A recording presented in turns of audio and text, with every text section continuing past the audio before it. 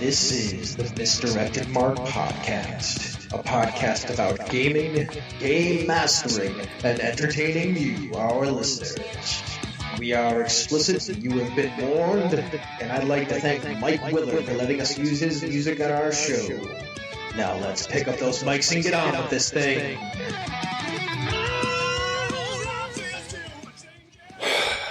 Okay, so we finally made it to the top of the wall. Yep, and Lord Destrix is standing there. Finally. Yeah, I've been waiting to take a piece of him for a while. He points to the city below with a blade in his right hand. And with the blade in his left hand, he pokes at the rope, suspending the wooden cage over the other side of the wall. Inside the cage, you can see the innkeeper and his wife struggling against their bonds. Is this going to be one of those things, Destrix? Exactly. You have two choices. In less than a minute, my minions will unleash the basilisk's curse on the city square. Everyone in the city center will be turned to stone. And you can stop them if you hurry. But if you do, he taps the rope once again, the innkeeper and his wife, the people who took you in when you first arrived in the city, will perish. You can't save them and the city. You fiend. Don't worry, Sarna and Gilrel. We'll probably find a way to save you. Destrix begins gently slicing the rope, cutting several strands, popping him free, and the cage begins to waver above the 100-foot drop. No! Whatever. We can't save everybody. I guess we let them drop. Let's go save the city. What? What? There's more people in the city. It's the rational choice. I'm going to miss Sarna's veggie soups. And with that, welcome to the 431st episode of the Misdirected Mark Podcast. Tonight, we discuss emotional investment in RPGs and how to make the most of it. Along the way, we'll take comments, suggestions, and examples from the chat room for life before heading into the after show. But first, my name is Jerry. My name is Phil. And I am Old Man Logan. Welcome back. It's Tuesday night. We're doing a show. Mm-hmm. And as per usual at this moment, we're going to check on our well-being here before we head into the lobby. How's everybody doing tonight, Phil? Not good. I mean, physically fine, right? Like, I don't, no ailments, nothing. Mentally, like garbage. Still depressed, mostly apathetic. Not really wanting to do very much of anything. Everything's kind of a chore to get going, to get done, show notes and game prep and things like that. So, not great. Mostly sleeping. Well, hopefully we can lift you up a little bit here for a couple hours. Yeah. Yeah, we'll see. How about you? I am, excuse me, sorry. Physically, I'm feeling pretty good. Mentally, a little bit drained. Allergy season is a pain in the you-know-what. It's slowly starting to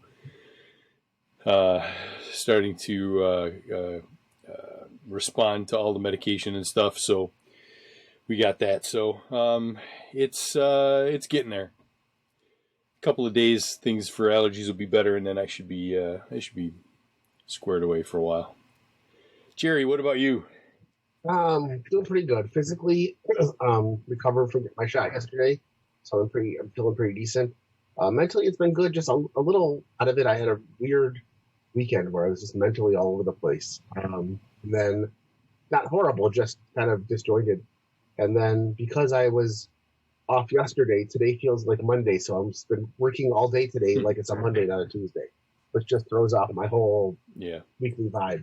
But, somebody's not got bad. a case of the Mondays. Yeah. But no, it's not bad, just a little bit discombobulated. But yeah, allergies are just beating me up all over the place, which they always do this time of year. But I'll get through it. It's temporary. Yep, right. Exactly. All right. Let's roll on into the one thing.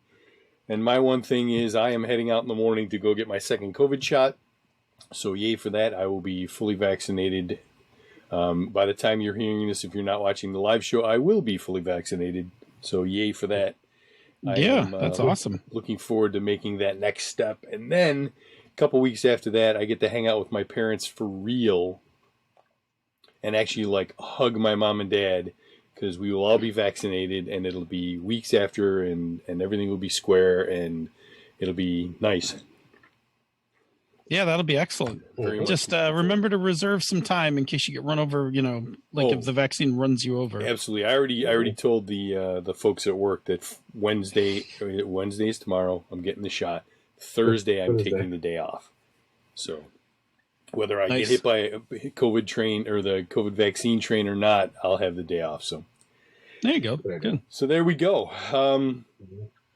Jerry, what about you? I had my second COVID shot yesterday. Yay! So my left arm feels like I got slapped in the shoulder with a sledgehammer, but other than that, the rest of it's not bad. I was stiff and achy this morning, but and I've been a little bit logy all day, tired wise. But other than that, nothing much. But I process meds and things really quickly, sometimes too quickly. I've woken up from every operation I've ever been in under, so I didn't expect this to be an all-out thing. So. I'm feeling better now, so I'm looking forward to getting things moving. We can all give each other a hug in 10 more days, so 11 more days. So sounds good. Phil? I can't keep the pattern going because I got my shot last month, but so I'll break with the pattern. I finished watching Enterprise. Poor season 4. It starts having to come out of season 3, which is already a problem. It has a couple good episodes in the middle, and then wow, that ending. The wrap up for season 4 of Enterprise was just like a punch in the face to. That ending is the worst. It's a total disservice to that cast. Yep. Like, it is. It's awful. Like I don't know any other way to put it. Like, everything about it is wrong. Like, I mean, just like, Andy Fox is watching, so I don't want to give any spoilers. But just every part of it is executed incorrectly. Just right down the line. It's that awful. Is a notoriously argumentative episode for a lot of people.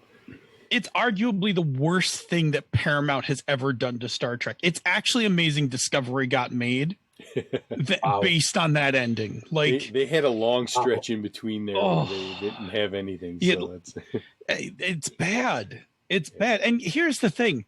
The first 2 seasons of that show are actually pretty good. Yeah, they're not The third show is just the wrong writing. Like Enterprise Galactica was a problem. And the 4th season, you can tell that they knew they were in trouble from the 3rd season. And they're just like, they're all over the place. And like, that season never completely gets its footing. And then as it's like just kind of coming together, it's over. Yeah. And over unceremoniously, like just brutal. Needless to say, that'll be an interesting one when we get around to doing a watch party of it. It would have been better if they had just not done a finale, right? Like they just done an episode and never made another episode. Just be like, we're done. We just, like how you cancel other shows, right? Like if it had just ended, I would have been like, wow, it didn't have a finale. That kind of sucks. But instead, it has a finale, and I now have to live with it. Oh. So yes. That's Enterprise. So now the path is clear for me to get ready to start Disco. Yeah, baby. So I'm kind of I'm excited. I got to go get a Paramount subscription this week. Yay. That's on my list of things to do. I'm ready to watch. We'll talk about that later in the community chat room. All right. Anyway, we should talk about announcements. We really don't have too many in the way of announcements. I'll just mention we're on week 6 of Voyager.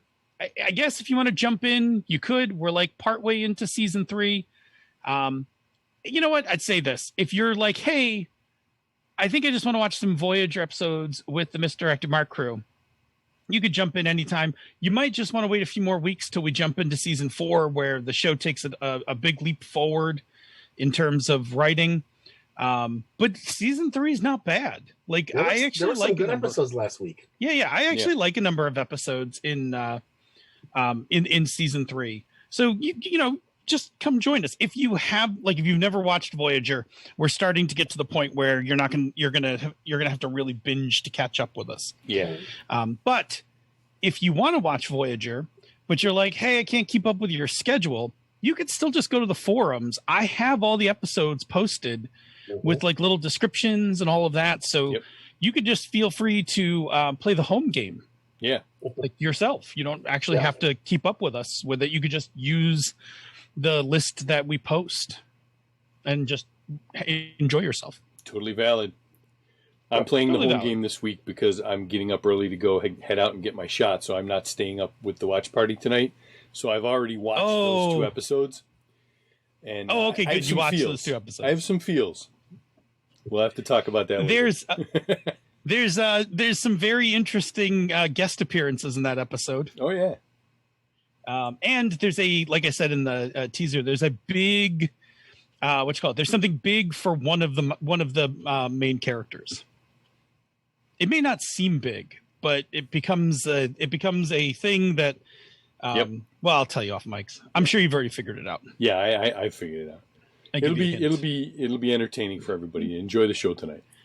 That's good. Yes. All right. I'm looking forward to it. All right, and that is pretty much it for announcements. So we're going to roll on into the feature segment, which is one of Phil's favorites. You ready to go there? I got you. All right, let's do this. Workshop! It's all about emotional play. Cry, laugh, rage with all your emotions in every scene. We're going to talk about how to do it properly. We're going to talk about how to set it up here in the workshop. Don't suck. Don't suck. All right. Tonight we're going to do a topic that I wanted to discuss, which is emotional play. We're going to go into its for stuff and reasons and what? You see where it says capital stuff? Yes. That usually means somebody like needs to fill in stuff. Okay. That's Phil code. Don't you remember? No, I don't. I haven't seen the Phil code playbook. Normally Phil puts notes in there in parentheses. Like, this is where you need to fill things in. Like he does for the intro where he says, like, how about an intro where one person gets more excited than the other? Okay, sidebar for a second. Anytime you see the word stuff in capital letters, that means it needs more stuff here. Okay. That's important to know that. That's Phil so from a Jerry side. I thought we clued you in on that one already. Yes. I missed that. I've played, yes, send someone else got a stuff note. I think it's my first one like this. But no, I want to get in this because I've played in a lot of games in the last couple of years where I can tell that the game is supposed to be emotional, and for one reason or another, there just wasn't a lot of hook to it. I've also played in a game that we had a player sabotage the emotional play, which is a different thing entirely. I mean, as a GM, I've also tried to introduce some things, and just it's something I'm interested in. I like it when it goes off well. It can be frustrating when it doesn't go off well. And we're going to talk about this in the later part of the show. I've been in some games that were supposed to be very emotional and didn't because there wasn't anything to hook on as a player, and I wasn't sure how to get into that. So I wanted to talk about that. So we're going to talk tonight about how emotional play works, how to foster it as a GM and as a group, and how to tap into it as a player for stuff and reasons. Yes, stuff and reasons. And before we do that, we need to start by defining a few terms. So let's do this for Phil. Behold, you are in the presence of Definition Panda. All right, what do you got for us tonight? All righty. Let's start off with the word emotions. A natural instinctive state of mind deriving from one's circumstances, mood, or relationship with others.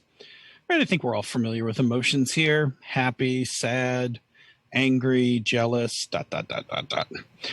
We as humans feel emotions for all sorts of reasons under many, many different circumstances. As players in an RPG, we can also feel emotions during play. We can feel our emotions. We can feel the emotions of our character as they experience things in the game. We can also feel emotions as players when we experience other parts of the game outside of our characters. Which brings us to our next definition for tonight, which is bleed. And this definition comes from Emily Cairboss, who coined the term. Bleed is the overlap between player and character emotions, maybe positive, negative, or otherwise.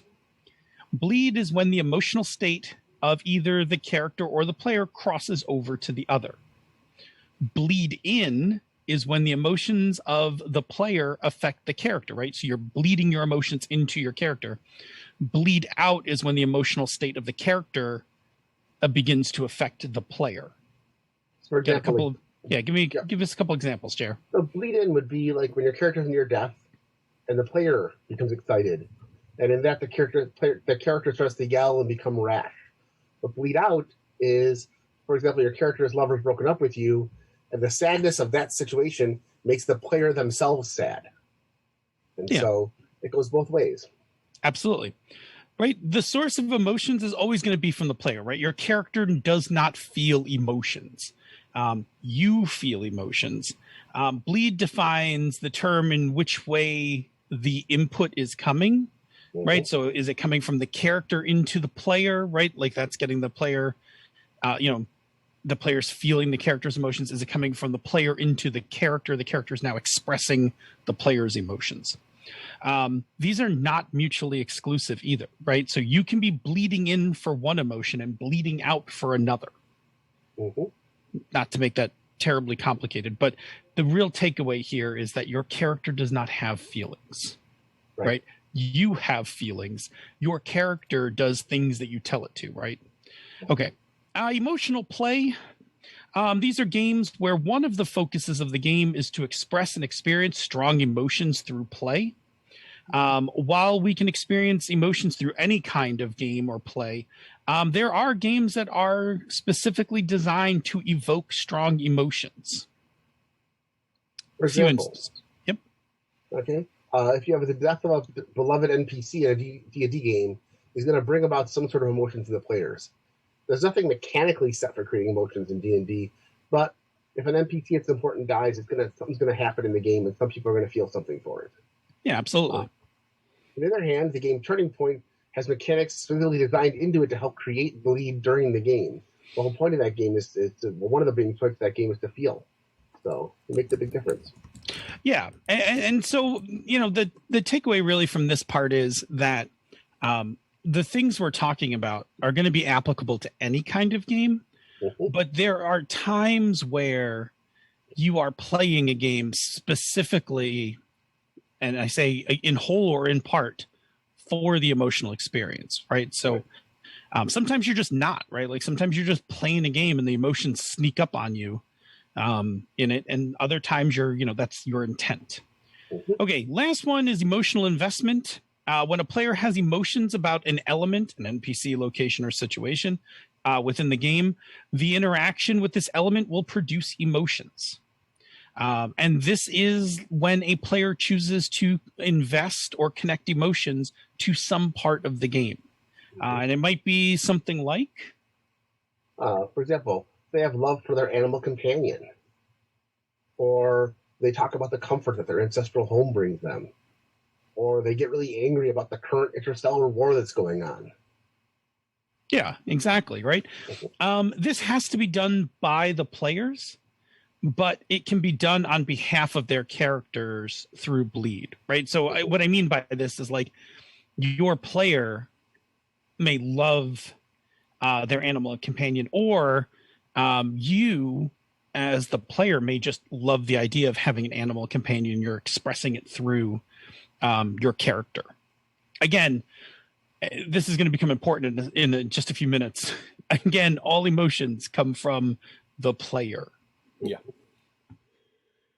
So, Jerry, if the player is the source of all emotions, then what does that tell us about the core of emotional play? Well, the key in emotional play is going to come from the player. Ken Hite said something very profound about making people scared in horror games. And I think it was in his Intro to GURPS Horror, I believe. I'm not sure. I'll have to look that up. But he said there's nothing the GM can do to make the player feel scared. They're either going to choose to or not. The same is to be true for emotional play in general. The GM can't make anybody feel emotional about their character, the situation, their bonds, and so on. That's going to be up to the player, and the player has to want to feel those things. Yeah, and that's not to say that players don't have emotional responses while playing games, right? Mm-hmm. They certainly do, right? You can get excited with a critical strike. You can get worried during a death save. You can get angry at a betrayal. Like, that is absolutely, some of those are just involuntary responses to a game. What we're saying is that a GM cannot make a scene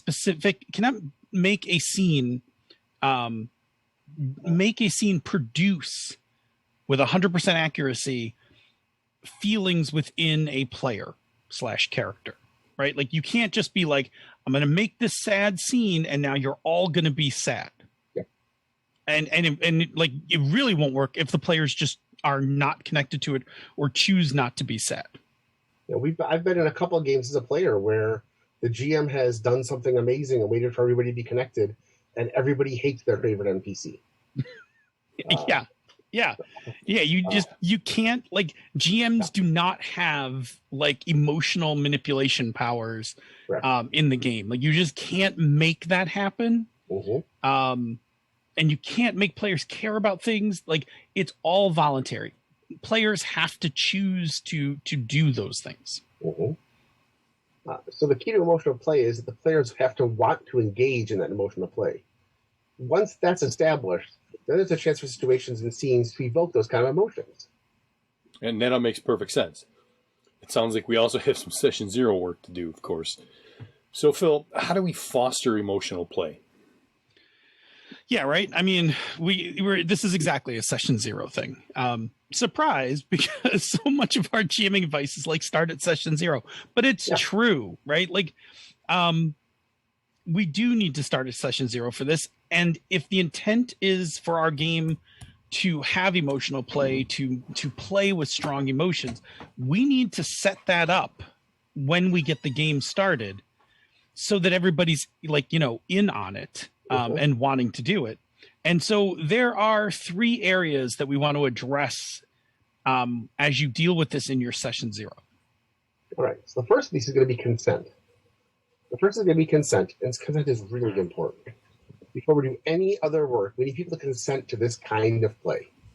Depending on the game you're running, this consent may need to be for the whole group, something like Turning Point, or it could just be player by player, where some players want to be invested and some don't. Mm-hmm. Consent, as we've talked about before, needs to be both informed and enthusiastic.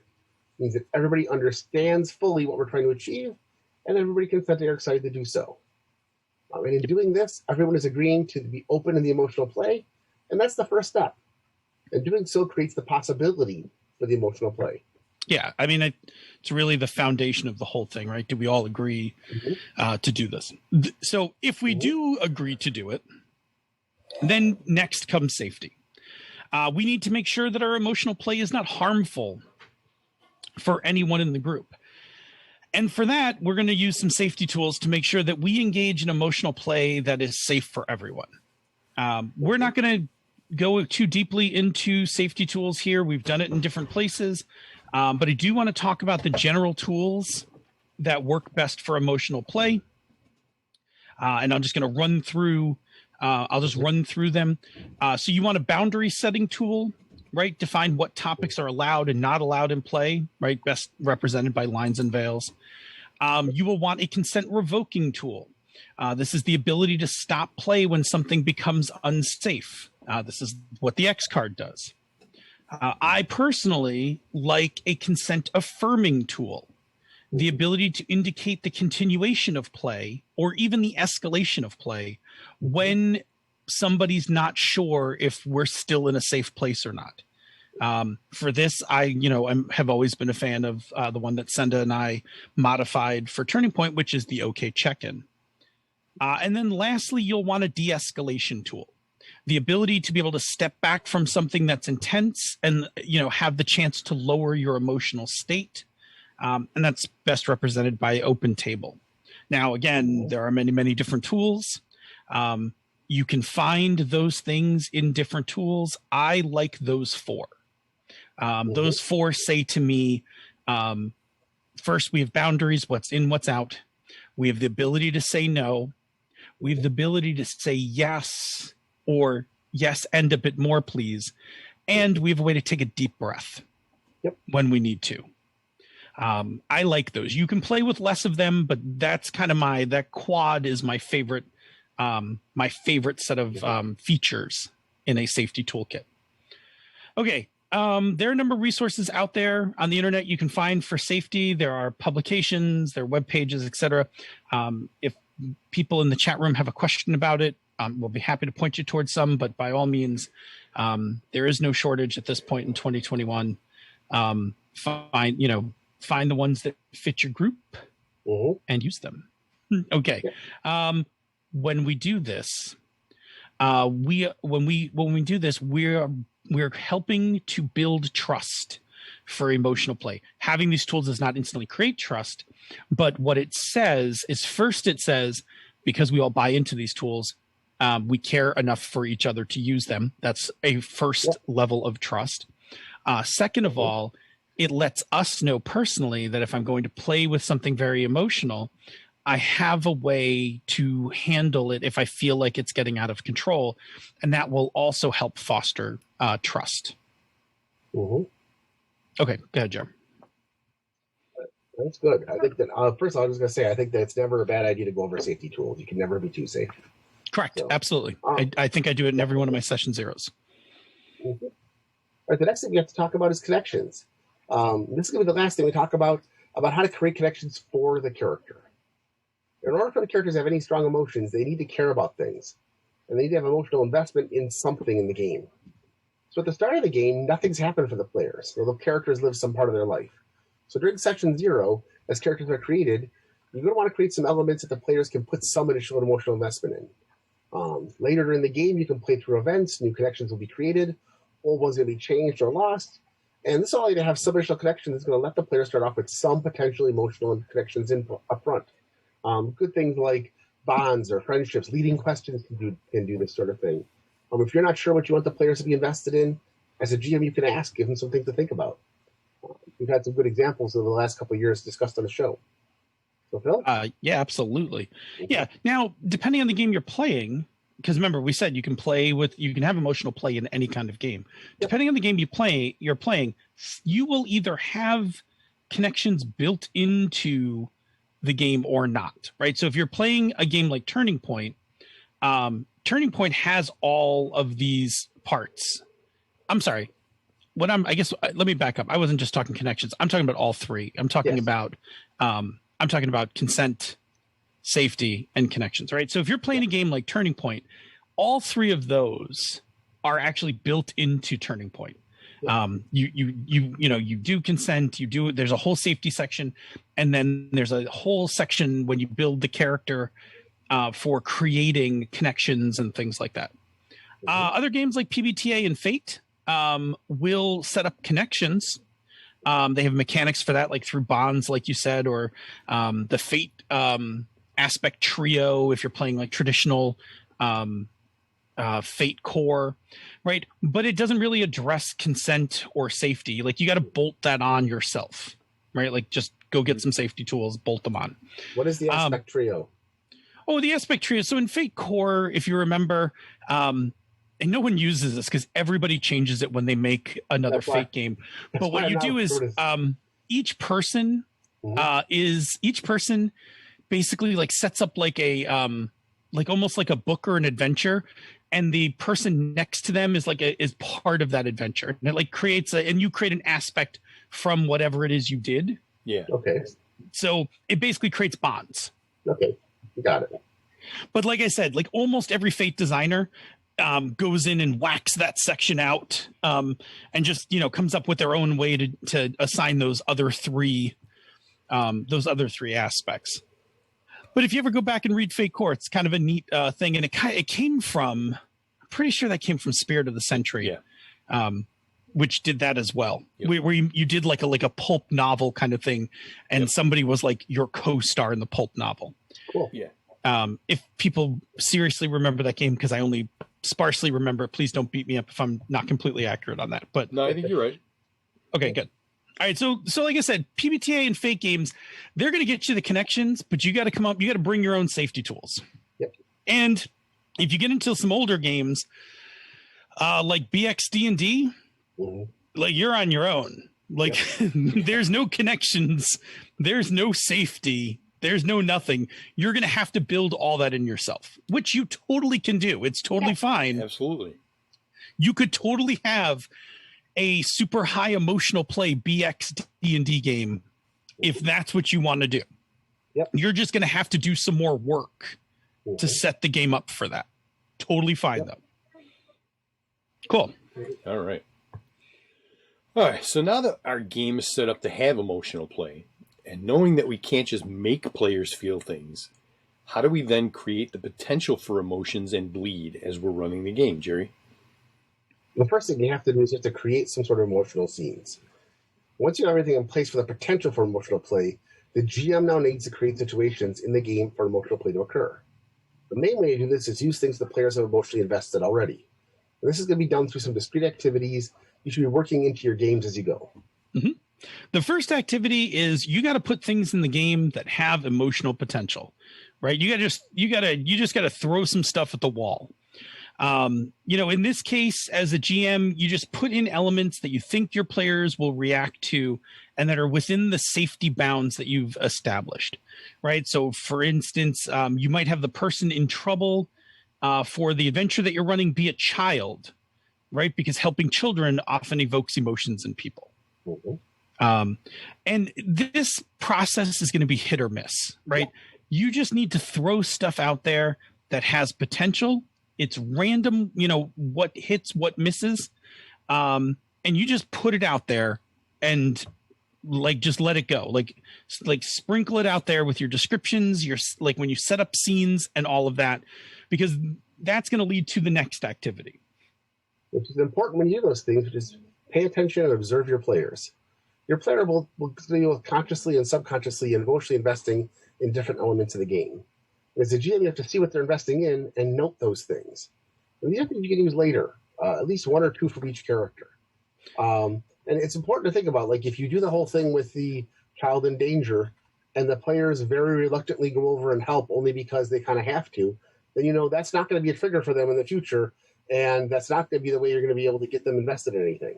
Exactly. So you have to pay attention to what they are interested in and what they're not. Yeah, I mean, if they put their lives on the line to get a horse that is sliding into like a raging river, and they all of them make a human chain and use spell slots or whatever to rescue this horse. Well, now you've got conversely you've got an idea that maybe that is something that will provoke emotional responses. Yeah. Okay. So you've thrown stuff out. You've looked to see what sticks and what doesn't stick. You've noted the things that stick. The next thing you got to do is grow those elements that the players are invested in. When you find something that a player is emotionally investing in, don't threaten it right away, right? Your knee-jerk reaction is going to be to threaten it right away, but don't. Grow it by having scenes that build upon the emotion that the character's feeling. Right. So if your player is fond of the baker in town, then every time they come back to town, make a scene available so that the player can talk to the baker and just have that FaceTime between the player and the baker and just let that character do some more emotional investment. And that's going to what that's going to do is you're now going to start to have a collection for each player of these things that the player is deeply emotionally invested in. And you can use these also. Well, you can use these also as story hubs, the adventures. If you know the players like the baker's a good person to have some useful information for the players. So if they'll get more used to going back to them every time, then it'll be a little bit less legwork for the GM to get that information to the hands of the players as well. Yeah, absolutely. Find ways to work them into the story. Yeah. Yep. All right. And lastly, you want to leverage your emotional investments. Now that you have that emotional investment, now you can use it to help evoke emotions in the players. Often this is going to be some sort of threat to the investment, but it could also be something like being asked for help, change the emotion that's invested, just basically making things so that the players keep having encounters that are going to be emotional. So, for example, if an army marches onto your hometown, that's going to be a threat. If your lover, the baker, asks you to cross the war zone to get to the flour they need to stay in business, asking for aid, that's more help. And it's going to give the players some more reasons to go places and give them some good hooks in storytelling. And if your best friend, the Duke, turns out to be the necromancer that you've been searching for throughout the entire campaign arc, this is going to change that friendship into betrayal. And that's going to be an interesting emotional tug as well. Absolutely. Ways. Yeah, and those activities, those discrete activities of throwing things out there, observing them, investing them, and then leveraging them, right? You should be doing that throughout your sessions if you are focusing on emotional play. If you're not focusing on emotional play, just like do this as it comes along kind of thing. But if your goal is like, we're going to play this really emotional game, you want to be doing these activities every session and across the board for your players. Mm-hmm. And it's not hard. You can do these a little at a time throughout a session. You can throw a few things out during one session. You can observe what's being emotionally invested by the players. You can have a scene or two available for that kind of investment so they get a chance to role play with that actual emotional cringe. And lastly, you can use the leverage as a way to start an adventure, and it's going to raise the stakes or two or give yourself a twist and gives the players a chance to react but still be involved in the story on their own. All right. Mm-hmm. So now that we understand the GM side of this, what can players do to be good emotional characters, Phil? Yeah. Yes, because this is not just a GM issue. No. Mm-hmm. This is absolutely a player side thing as well. The player's job is to take an active part in everything that we've described above. Right? None of the things we've talked about will work at all if the player is not on board, right? That's why we started with consent, right? We had to establish that we were all going to do this thing. All right, players have to be open and enthusiastic about this kind of play if they're going to get into it, right? You can't grudgingly, you shouldn't inflict emotional response. Like, you shouldn't inflict emotional stuff on players who grudgingly or don't want to, who don't want to have emotional play. That's actually pretty dickish. That's actually not safe. Don't do that, right? You want players who are open and enthusiastic to this kind of play. So, assuming that is true, that you have all the consent and people are there, here are some things that you as a player can do to get more out of your emotional play. Right. The first thing is, as a player, you should be making and finding connections yourself. Take an active part in creating connections to the elements of the game. Find the things that are interesting to you and point them out. The GM's going to toss things out there, but you have to be open to receiving them. So if your game operates out of a town, go out and make some friends in that town. And if you don't like what the GM's putting out as possible elements, help them out and give them some ideas.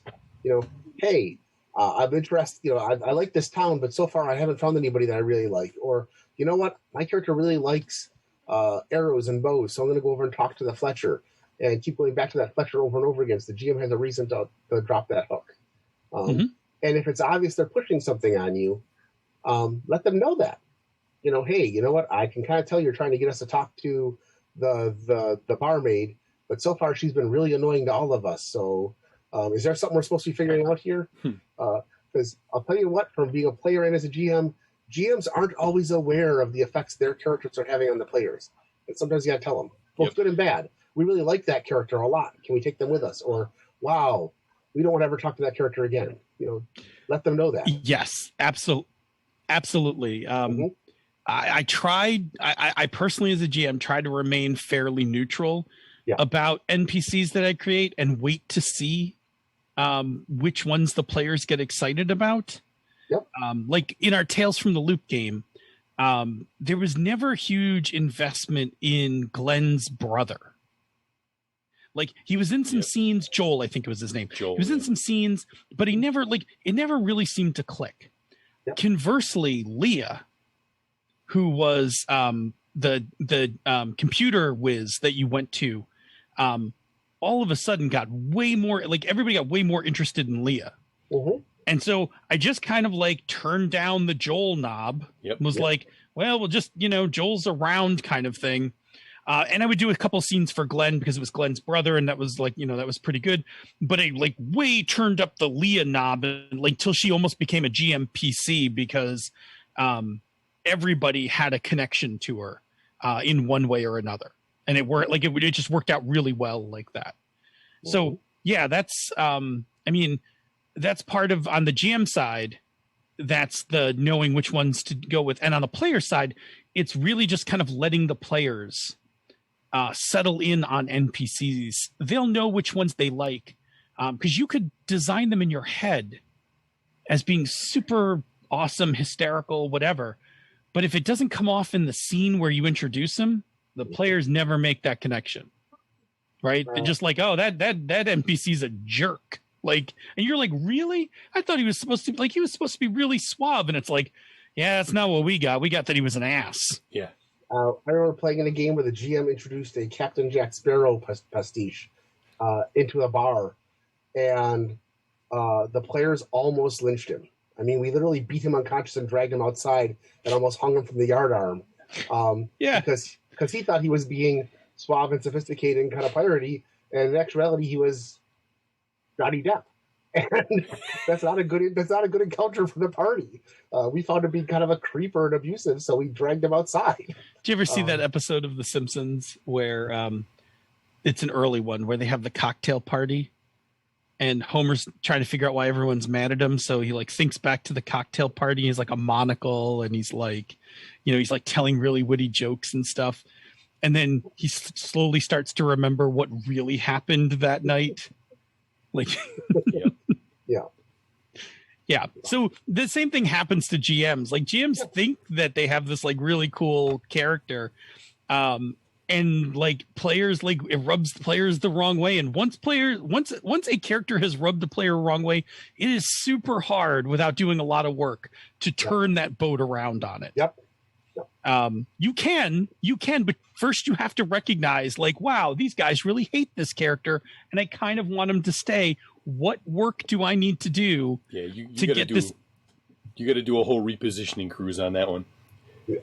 Yeah, exactly. Yeah. You got to be like, I need to do a whole new scene to set this guy back up. Okay. The next thing you got to do as a player, you got to create your own investments. Like the GM's going to be helping you with this, but you got to get like, you got to also do the work to create investments. They're going to be putting out elements. You can suggest elements to the GM. That's also very cool. But you then also need to like look around and be like, I'm going to get emotionally invested in this thing. Like, I'm going to take this up a notch. Yeah. Or, I'm going to fall in love, or that's my new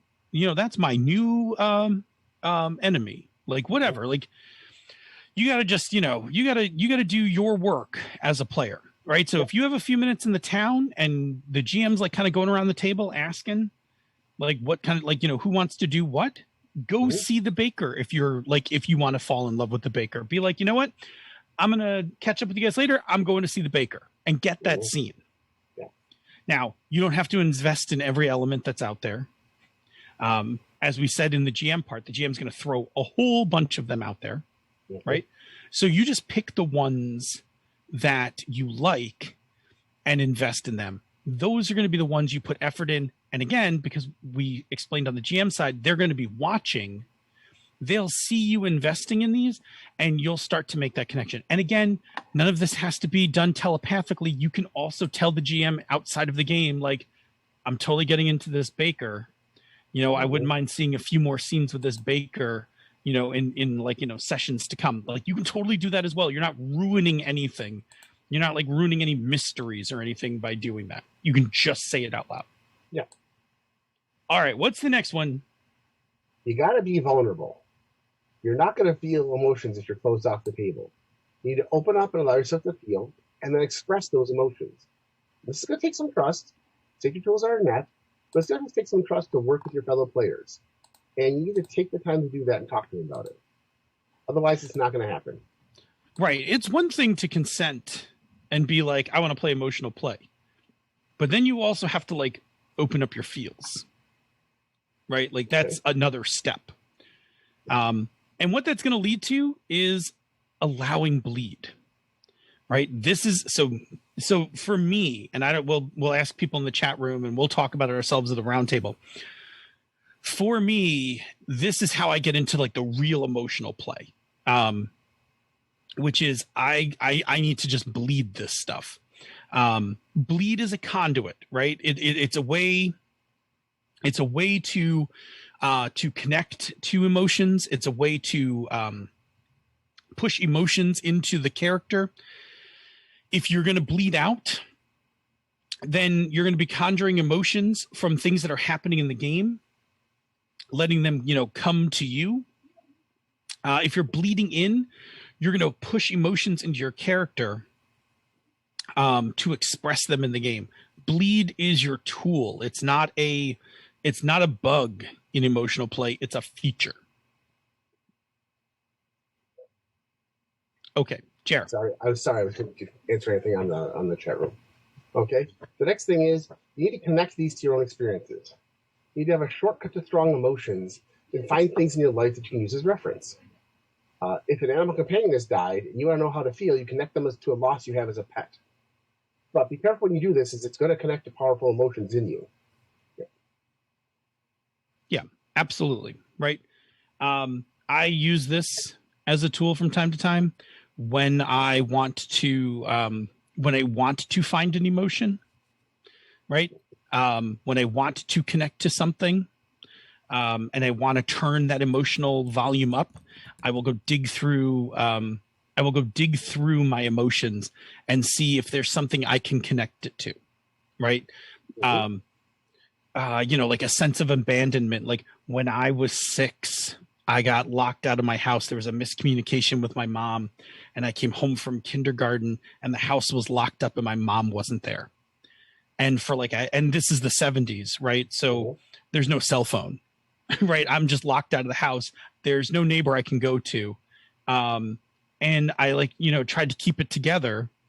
But I was I cried for a while and then I tried to keep it together and play a little to distract myself. But I just hung out at the back door of the house waiting until my mom came home.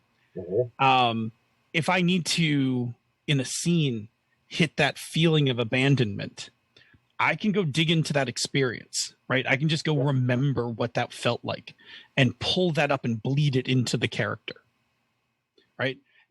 Again, it comes with some dangers, right? Like you're now tapping into your own personal emotions, and that can get into a lot. And that's, again, what safety tools are for, is that if this gets out of hand, if this gets out of your control, you have tools to fall back on. So it's a huge and powerful tool. I also want to say, and this isn't in the notes, you don't want to, I'm trying to remember the term for this. You don't want to get into trauma tourism, right? You don't want to, there's a danger, especially if it's done non-consensually with the rest of your group, of playing out your traumas in a role-playing game. Your role-playing game is not your therapy group. They may not even be remotely prepared for the safety issues involved in playing through your traumas. And if you do it without telling anyone you're doing it, that's even more dangerous, because then people can't even keep an eye on you. So that said, it's one thing to connect to certain emotional experiences. It is another thing to turn your emotional play into a form of therapy, right, with or without your group's consent. Okay. So on one hand, it is a powerful tool. On the other hand, it is a tool that can get misused, and can do not only damage to yourself, but you could wind up making the table unsafe for other people if it gets out of hand. Yeah. Very careful. Okay.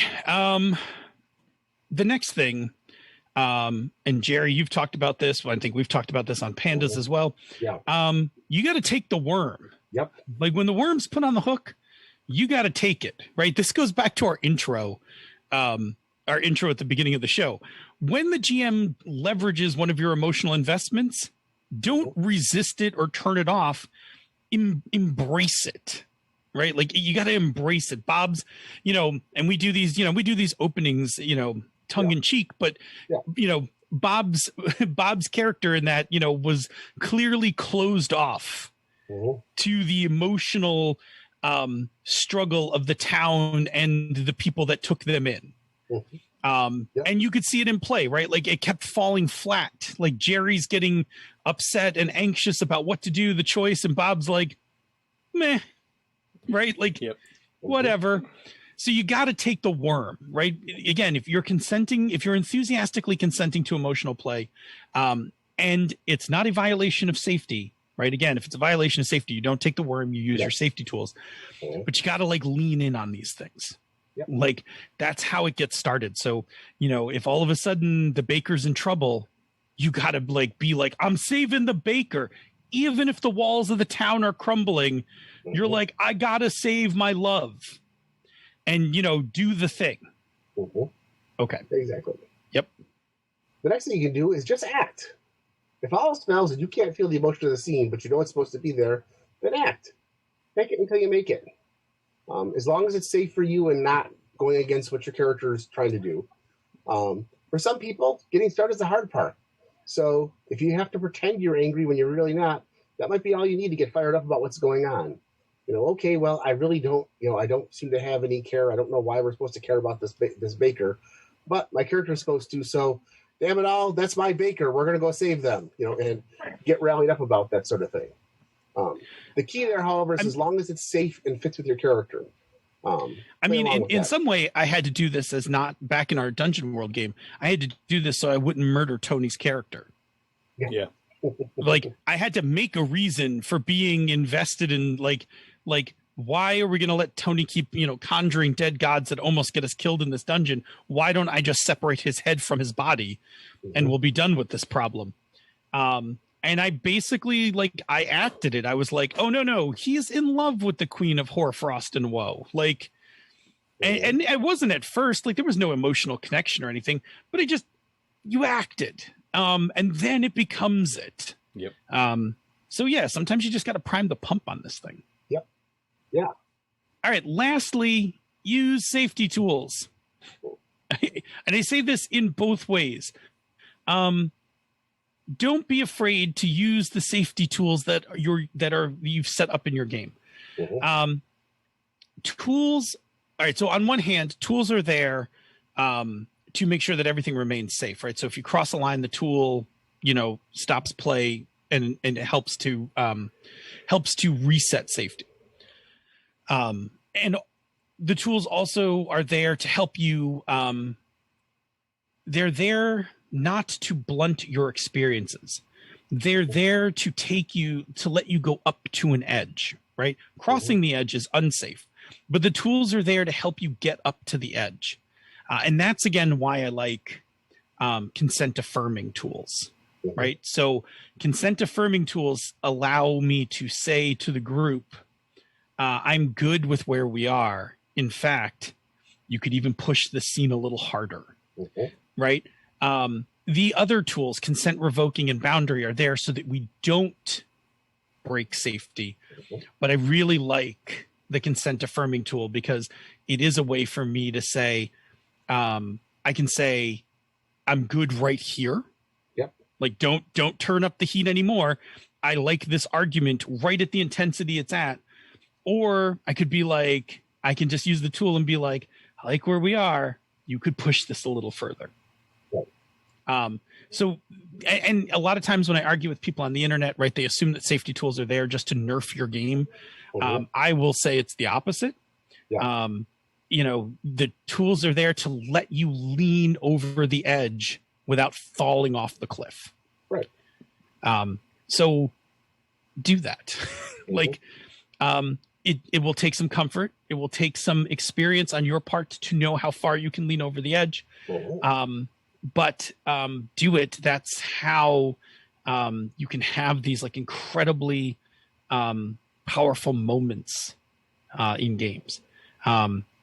You may cross a limit, right? That's the danger of emotional play. The danger of emotional play is that you may have to invoke an X card, right? You may need to de-escalate.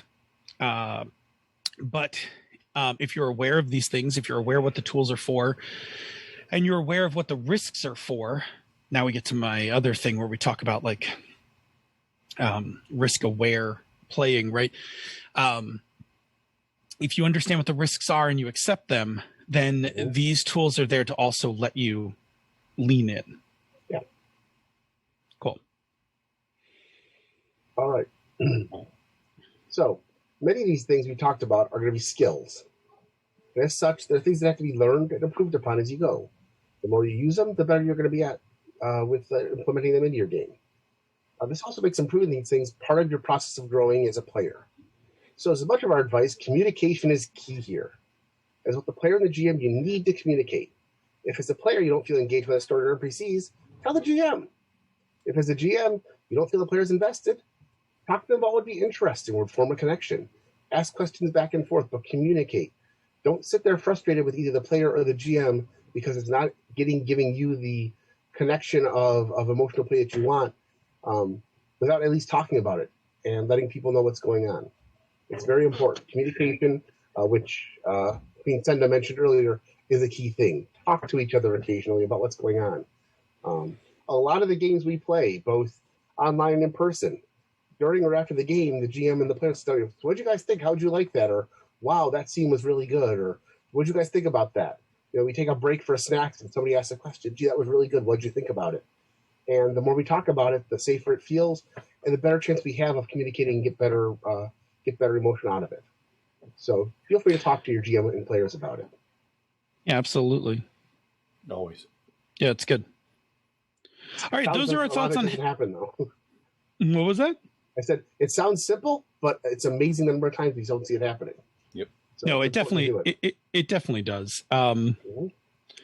It's definitely important. And I didn't even mention it in the safety section, so I feel remiss, and I'll mention it now. A lot of LARPs, which often deal with heavy emotional play, also include a debrief, a de-roll and debrief section. I don't often use it in role-playing games, although it is built into Turning Point. Now that I say that, it is built into Turning Point. If you are playing something really emotionally intense, the de-roll is when you separate your character from you at the end of play. So you kind of come back to just remembering, I'm not my character. I'm just me. I was playing a game kind of thing. And then debrief is kind of a way to process what you were feeling with the rest of the players. Like, hey, that was a really intense scene. Like, I appreciate that you were really, like you really hung it out there. And it was really like, it totally was getting to me. Or, oh, that was like the edge of my comfort. Like, I think, if we play next week, I think I want to just dial it back a little from that. That might have been just like, that might have been my limit. Like, it's those kinds of things. And that's also important. If you're playing a game with super intense emotions, then I would add in the safety section, I would add a de-roll debrief at the end of a game. If you're just, if you're playing a game that I would just characterize like mid-range dramatic, like with some feels, you may or may not need it. You may just be able to do informally what Jerry said, which is just talk about the game at the end. And just, what did you like? Roses and Thorns. What is it? Stars and Wishes. Those kinds of things. Okay. Those are our thoughts on how to establish emotional play in your games. We're going to take a break, check in with chat room. But first, as always, Bob's going to tell us about another show on the Misdirected Mark Network. All right. Tonight's extra episode talk is Bone, Stone, and Obsidian. Jesse and Robert take monthly deep dives into the Dark Sun setting and discuss it across all editions of D&D. A lot of people are really big fans of Dark Sun, and it's they feel like it's lacking love from Wizards right now, but I'm sure that there's something coming. There's always something coming in the pipeline. Yeah. You never know.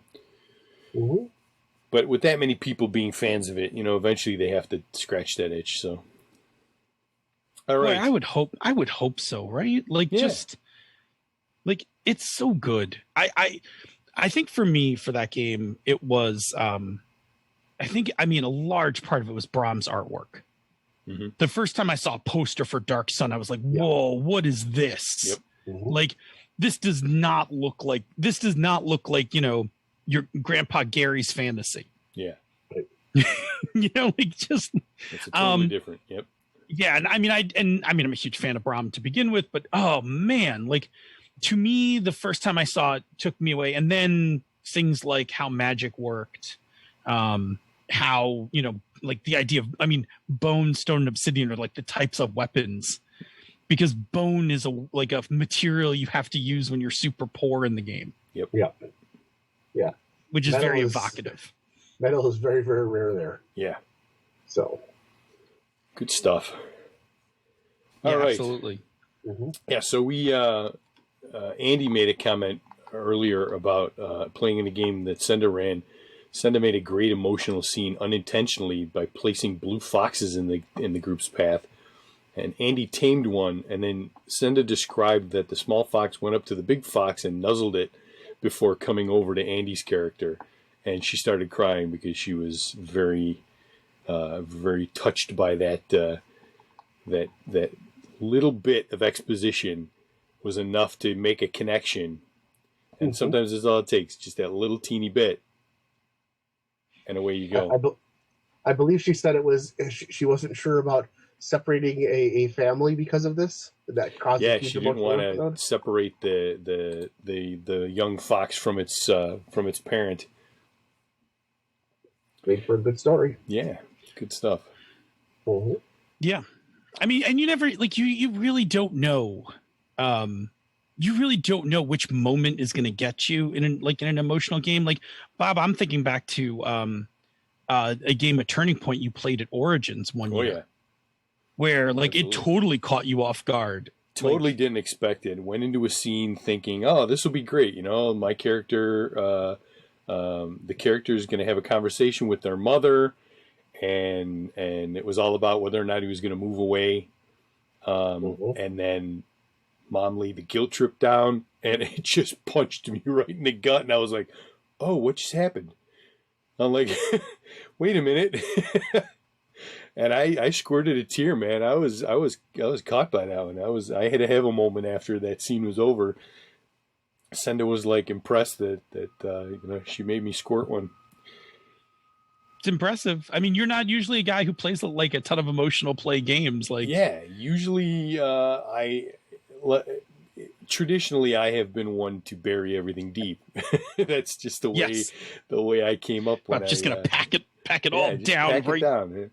And there have been some games where it really pulled all of that stuff out to the surface.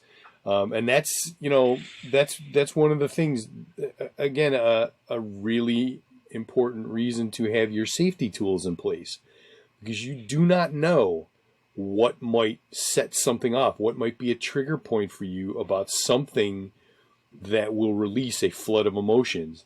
And if it's too much, you can end up in a state of emotional distress to varying degrees. It may just be like, oh, I need 5 minutes, or it may be, oh my gosh, I totally didn't even realize that I was suppressing all of this stuff from my childhood or whatever. Like, you could blow something wide open.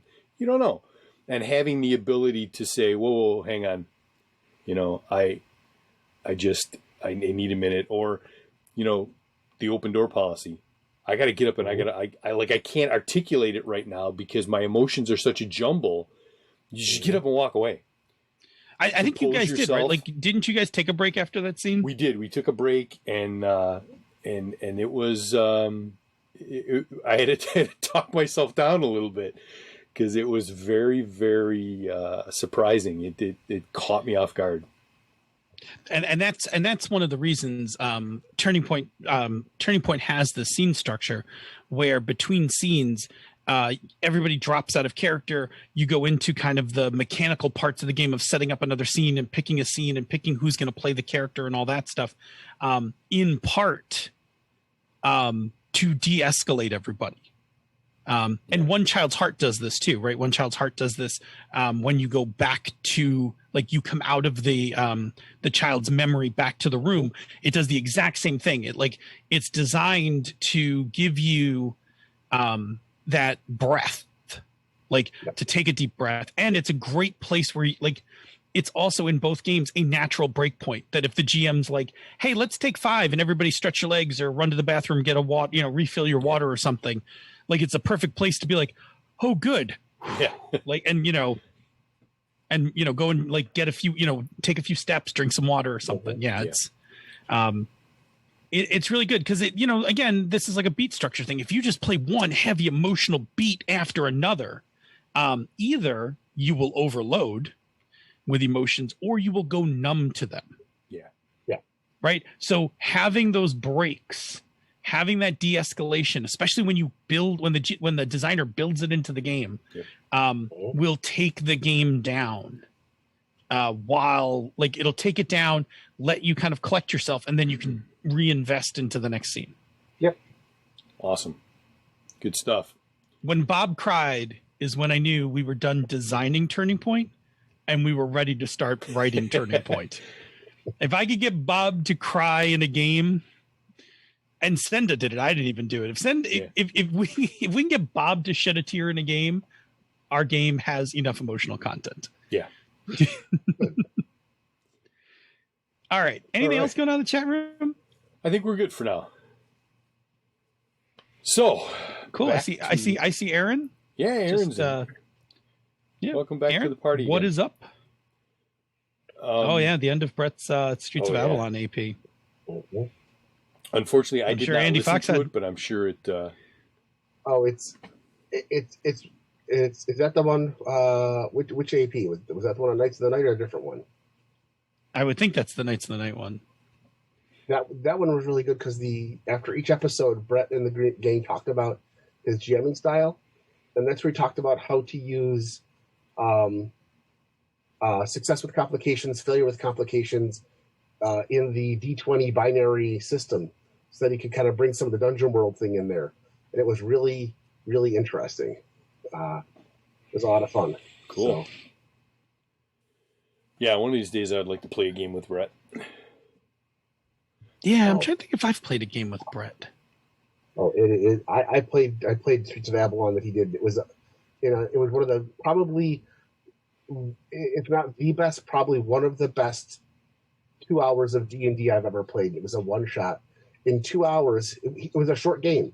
He managed to get emotional investment, stakes for the characters, story, horror, adventure, and role-playing hooks, and still gave enough that every player could flesh out their character and interact with the neighborhood, to the point that when things went bad, we were ride or die on that ending. And that was 2 hours of gameplay. Yeah, it was amazing. That's pretty good when you can pull all that off in 2 hours.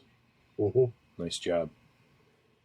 Considering that we have to make a whole bunch of friend cons for the next year or two post pandemic, let's make sure we put Brett on the list.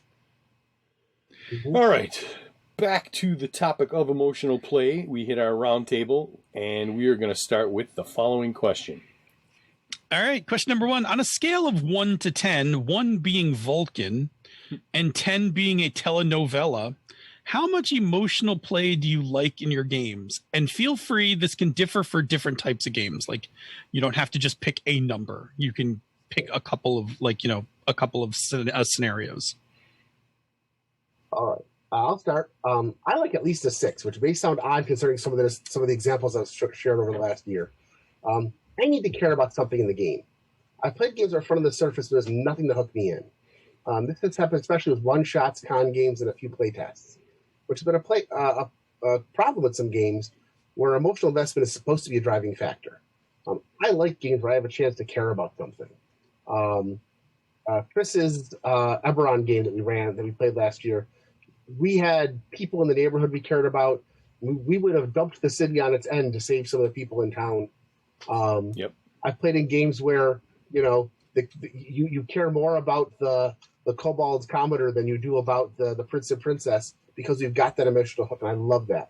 And it's important because I've had some games that have ended. I played a game recently that the whole focus of the game was supposed to be about relationships and romance, and we never encountered an NPC that was a potential romantic interest, despite the fact that I brought them up several times. We encountered very few people that were even potentially passable, and the ones that did all had really horrible character traits that went against them. Like, I had to focus back on the mechanics of the character and try to find something else to focus on in the game, which meant that I never felt like we got much out of the game.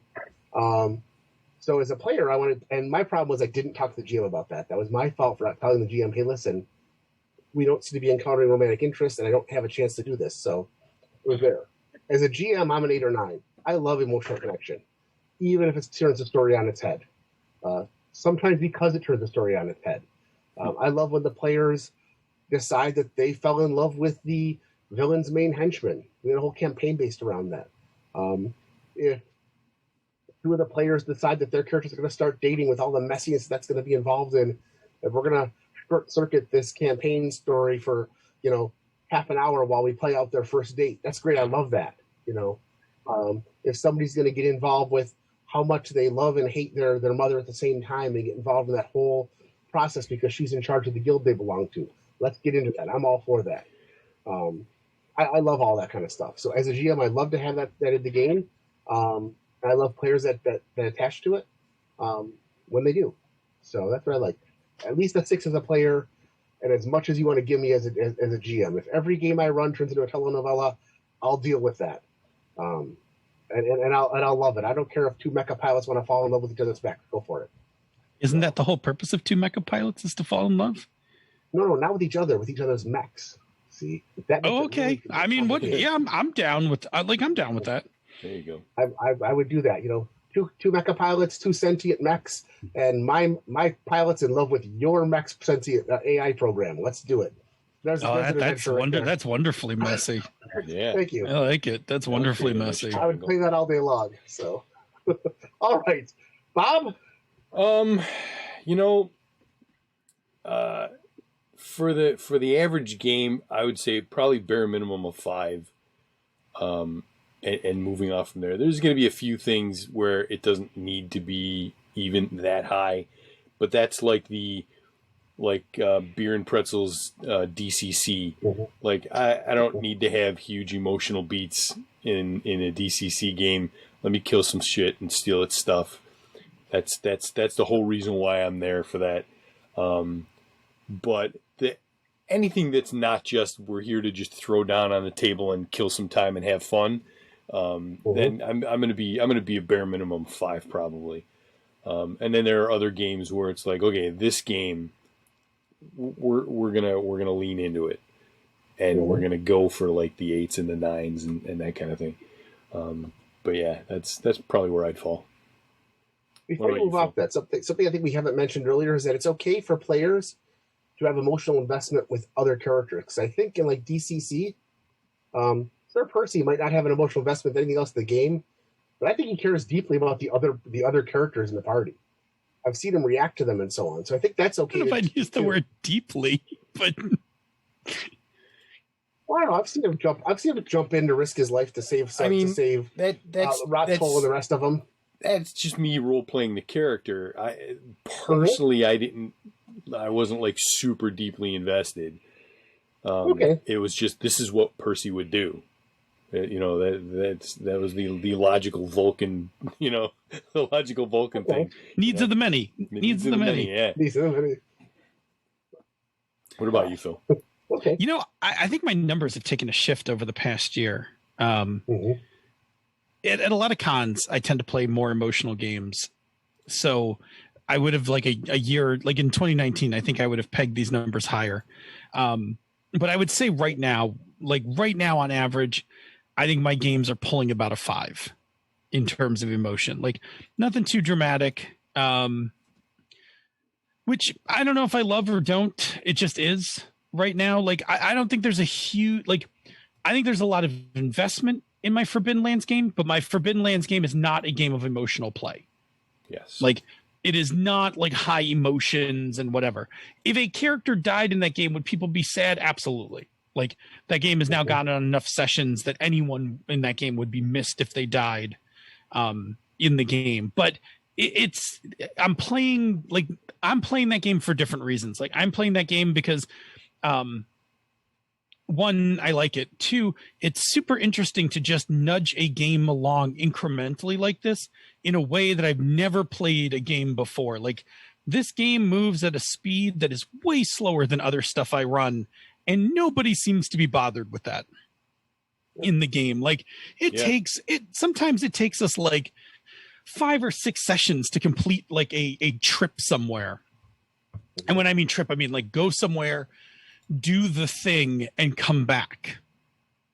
And it's fine. Like everybody's like, yep, we just played tonight's installment. Like we're not playing to like, all right, we got to complete this story arc tonight. Like, we just nudge it forward. So on average, I would say I'm playing about a 5 right now. I like emotions in games. Like I think, like I really loved our Tales from the Loop game. That game I thought was more, Tales from the Loop was a little more emotional, and then Things from the Flood was super emotional, but then got super dark. Yeah. And then we were like, maybe this isn't the right time to play it, because it was super emotional and no one wanted to blunt the game. Yeah. Like we were like, well, if we're going to play it, we're playing it emotionally and dark. And we were like, none of us want to be super dark right now. Yeah. Which was, again, I think like 2018, 2019. Very fair time to not want to be super dark. That game deserves to be played to the depths that it can go. We just were not in a place to do it. Yeah, when we're ready, I would like to bring that game back, because I think it would be a lot of fun. We were definitely not ready. I shouldn't say that. We were ready. I don't think we anticipated how dark that game would go for us. And we had a lot of emotional investment because we carried our Tales characters over. So we started that game with a ton of emotional investment. And then the opening mystery is about finding a dead schoolmate in the yard. And man, did we put ourselves through the ringers, making emotional connections to the dead kid before they found the body. Like it was gut wrenching. Yeah. So I do actually like more emotional games. So I actually would like to play more emotional games. I think the reason I like Deep Space Nine so much. Deep Space Nine is a very emotional Star Trek. I dig that as well. I'm like Bob, for beer and pretzel games, I do not need any emotional investment. A 2 or 3 is perfectly fine for DCC. I mean, I like characters and I like the story and I like going through it, but I do not have to. I do not have to have any large emotional feelings about that game. That game is really about how bonkers is this adventure, and what cool shit will you guys do in the face of this bonkerness. That to me is all of DCC. Like I just like that's what I like out of DCC. And then if a game is, what's that, Jer?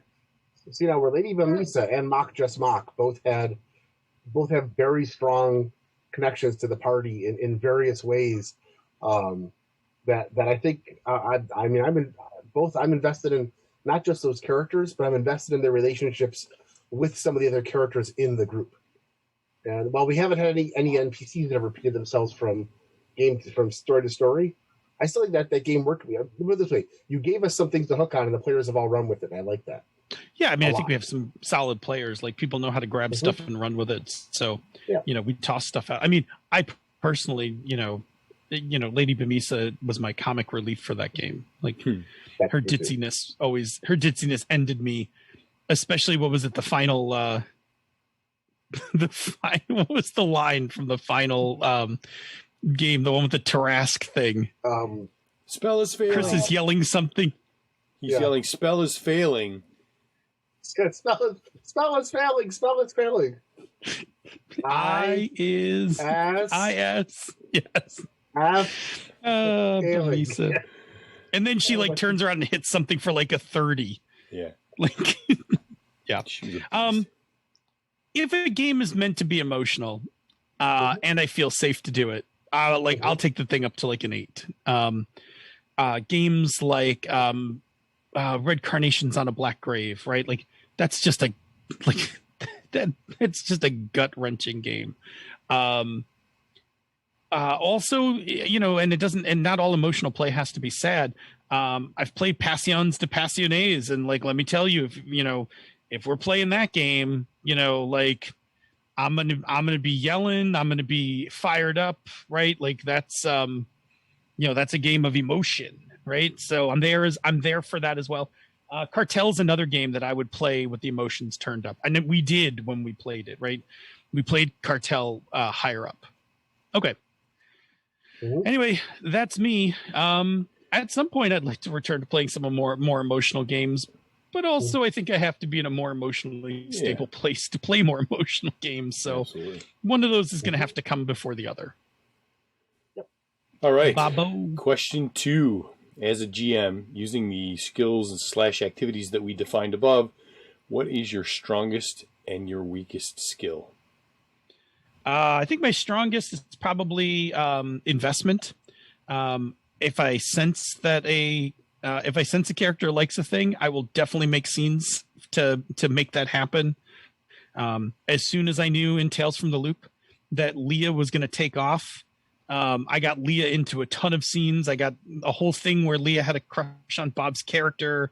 I got Leah all over the place in that. So building investments, when a character shows an interest, I'm right there to help build up that NPC, that experience, whatever.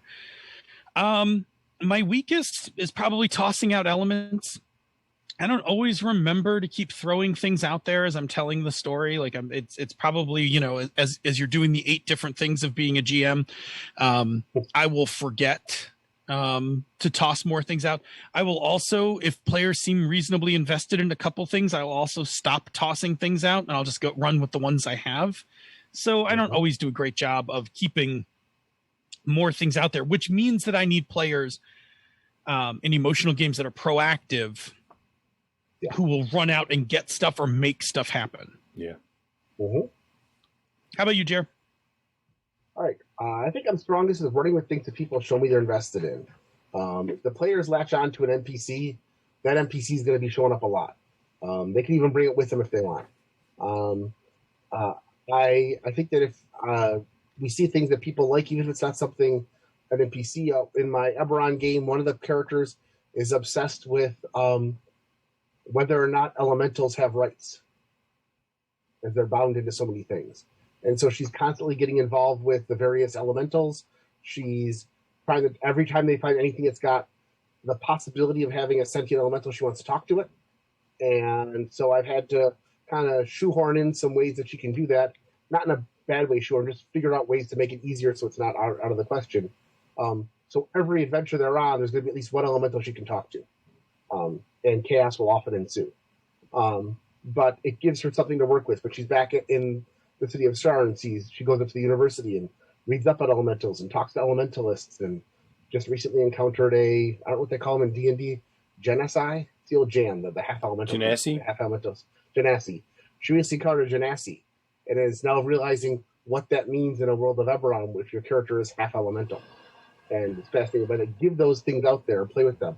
Now, that's all based on the fact that I have a really good player. I can toss out whatever I want. The players grab down to it, but let me know early on, this is what I'm interested in. This is what I want to explore more with my character. And so I think that's something I can run with. Weak, though, is the opposite of that. I don't often just include enough things to be interested in, especially romantic interest for those looking for romantic drama. Somebody says, I want my character to have a wild whirlwind romance. Now I've got to come up with a character based on their character that's going to be interesting to them. Once they do get in something that they're happy with, I don't often threaten their status quo enough. My big thing is somebody finally finds something they're happy with, and I feel guilty threatening it all the time, or even a little bit. Like, I want, in a world where everything else is going to hell, they have one thing they can hold on to. I feel guilty sometimes threatening that. And part of that's because I had a big problem in the past. I had a gamer who got very invested in all of her character relationships in every game. And the fact that I was in a relationship with her at the time meant that every time one of the relationships in the game went sour, it was all sorts of trouble for me outside the game, and vice versa. And so it's something I'm very careful of, and I probably don't do it well enough. I'm also not great at romantic drama in general in real life. So it's something I need to get better at, because I know some players want to do it, and some don't. And I can't force that on people either. In the after show, I'll tell a story about what happens when I created a romantic interest for somebody who had zero interest in it, and I didn't realize it at the time. I will that's after when we get to the end of the segment, I will tell you a great little tool that we developed for ditch lilies to help with that. I heard that. I can't wait to try that in another game. So, all right, Bob. Yeah, it's been so long since I've actually run a game that I had trouble figuring this out. But I would say probably the thing that I'm weakest at is observing the players, reading the table. Because I'm not a super good multitasker. So if I'm doing this over here, I'm not looking at what's going on over here. So that's difficult for me. And probably the thing that I'm strongest at would probably be running with the stuff. Once I know what it is, then I can lean into it. And I probably won't have too much trouble with that. So that's really good. When you return to GMing, one of the things that you absolutely should tell us or remind us of is just to tell you stuff. This way you don't have to worry about it, right? You don't have to worry about reading the table. And exactly. I think Senda and I did an episode about the pitfalls of reading people, and reading the table. It's a good tool to have. It's not an absolute. Yeah. Right. It doesn't always yield the correct information. The false positives and the false negatives that happen sometimes outweigh its usefulness. And just knowing to ask from time to time and telling players that, you should totally tell me, because once I'm wrapped up in running these monsters, I'm not really gonna I'm not really gonna be able to pay attention to, I'm not gonna be reading everything that's going on. Yeah. And honestly, the day that I sit down to actually GM a game, I'm almost guaranteed to be blessed, because the people that I'm going to be having at the table with me are going to be good role players, good table people that are going to they're going to feed me. They're going to they're going to be there for all of that stuff. So it's going to be like a wealth of good players at whatever table I GM. It's like we spent years talking about this stuff over and over, right? Over and over. Exactly. Although eating your dog food is harder than you think sometimes. Yeah. All right. Last question. All right. Question 3. As a player, from the list we described above, what are your strong and weak skills for emotional play as a player? Bob? So I would say I am probably... I got to go back up and look at the list again. My strongest thing, and this wasn't always the case, but I've gotten to it, is taking the worm.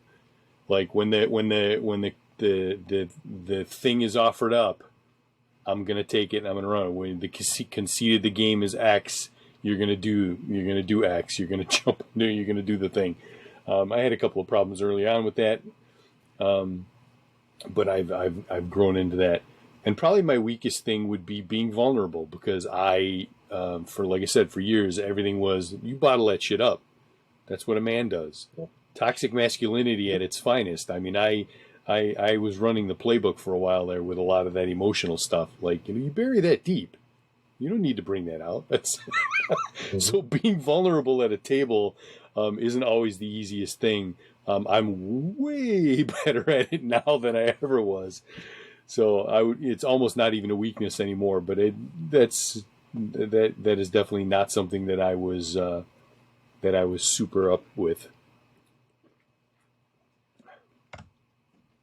What about you, Phil? Yeah, for me, I would say my stronger skills are connecting to personal emotions. So I use that tool quite a bit when I'm, if I'm in the middle of a game and I'm really I need to get some emotion quick. Where to dig in the minefield of my childhood will helps greatly. But also acting. So sometimes I just if I need to get hot, I need to get a character angry, and I'm a pretty chill guy. I don't get angry a lot. I just got to act that up, right? I just got to get in there and and act. So, and I can do it, right? It doesn't bother me. If the character needs to be angry, I'll get angry. Even though I myself, am pretty chill and I don't get angry as much. On the weak side, I'm really bad at I'm really bad at investing in a lot of things. I will wind up like investing in one or two things, and then I just invest deep. I don't really like. I don't do a good job personally of like, I like this, and I'm invested in this. I'm like invested in this, right? Like, Core, was invested in the Queen of Hoarfrost and Woe, and like that was that was his North Star for the rest of the campaign. Like there wasn't 10 other things he was interested in. He had like one blinding goal. And so I'm not great at spreading those out. I'm good at building one. So I sometimes need help with that to kind of, spread those out, or have situations where I can't, the story's not about that thing, so that I have to like kind of connect to some other stuff. And the other one that I'm not good at is safety tools. I will tend to back off. It's very rare that I will like try to find the absolute edge. I will play intensely, but I'm very rarely comfortable enough to be like, I'm going to try to take this thing right up to the limit tonight. And part of that has to be because I've had a safety tool failure where I should have just used the safety tool and I didn't. And so I think at times I'm a little scared to, like, will I remember to use the safety tool if I get that close again, kind of thing. So I tend to just like, I tend not to take it all the way to that edge. I'm happy the places where I take my games and stuff. But yeah, like I don't usually play games to be like, well, let's see how close I can get, how hard can I skirt the edge of this? I really am just like, let's play something that really gets me fired up. Mm-hmm. So that would definitely be my strong in the week. Jer? For me, I think my strongest is attachment to people and places. I try to find something in the game that I can attach myself to that I like. The woman who lives next door who washes shirts, or somebody's pet, or my horse or something, or the other player characters. To the point where it's like the kingdom may fall, but I'm going to go to hell and back for my pet dragonette, or for the orphan who brings me messages, or what have you.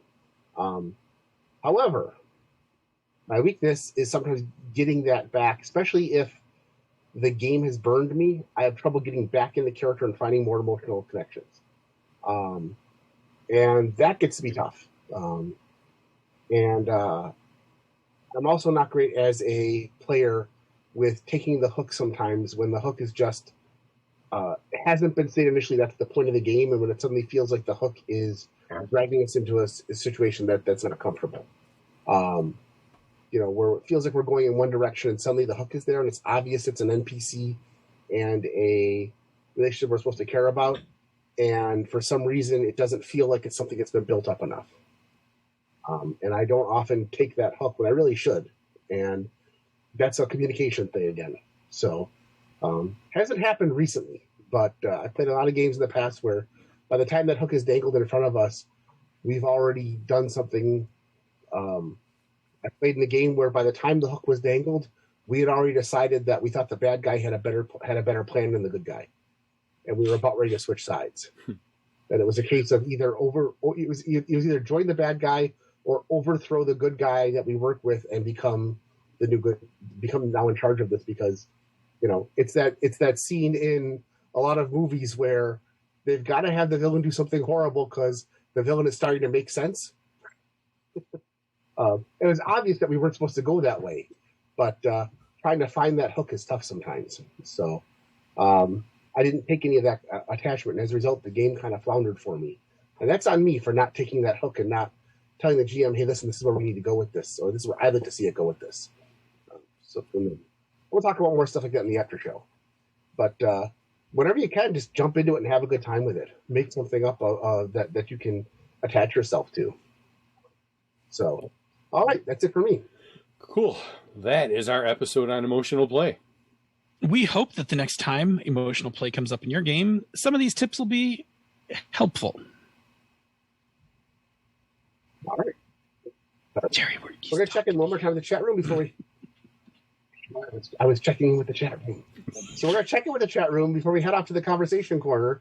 If I have a question for the chat room, what is Matsugor 1244? I have no idea what that is. I think it's autocorrect gone wrong.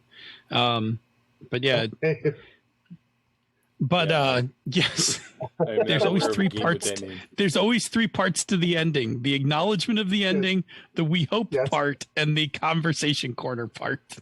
I was starting to ask a question when that happened, so go ahead. Conversation corner.